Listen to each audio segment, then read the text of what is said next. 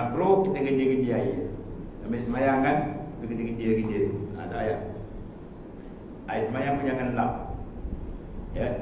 Sebab asaran ibadah besar, kecuali ada darurat lain lah.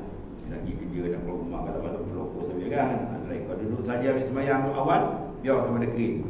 Ya, selama ada di atas atau tubuh basah lagi banyak kelebihan. Yang kedua, menampal air ke muka dan kepala. Air muka berpuk dan bawah. Ambil semayang tu tuan berpuk, ambil menci ambil. Ambil semayang baju lokus, macam itik mengenang. Ya, orang tengok ni ambil apa? Ambil semayang. Wah, dia macam ambil semayang. Ya.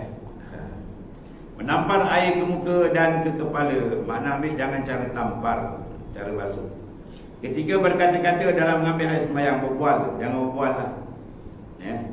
Betul-betul khusyuk dalam semayang tu, merendahkan diri kepada Allah Ta'ala. Sebab tu suruh baca kan. Bila basuh muka ada bacaan dia, basuh tangan kita baca dia, ada tumpuan. Ya. Ada fokus dalam ambil semayang. Dan keempat, melebihi basuhan secara anggota. Daripada 3 kali.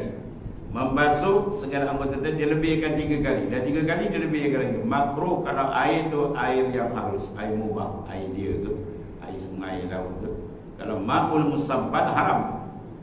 Air yang disambilkan untuk wudu di masjid baik atau di surau baik, ya. Atau kalau lebih 3 kali haram hukum dia.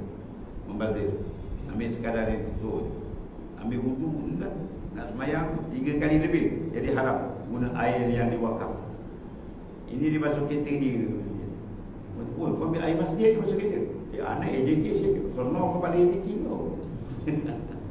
Ya, education sono kau balik education kau. Habis tu haram pun tak. Sebab air tu disambilkan, diwakaf untuk wudu, guna wudu. Bila wudu guna yang masyru', benda yang disyarak. Jangan lebih.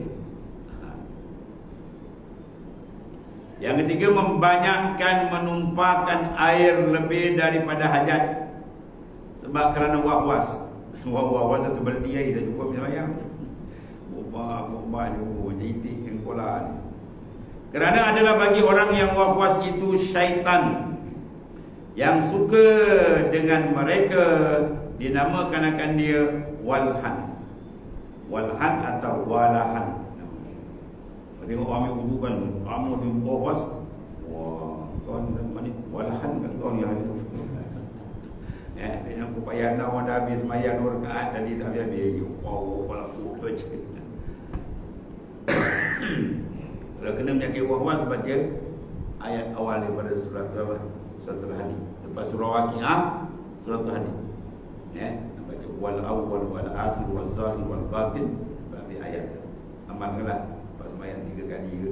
Niat tak ada apa? Jauhkan daripada was-was.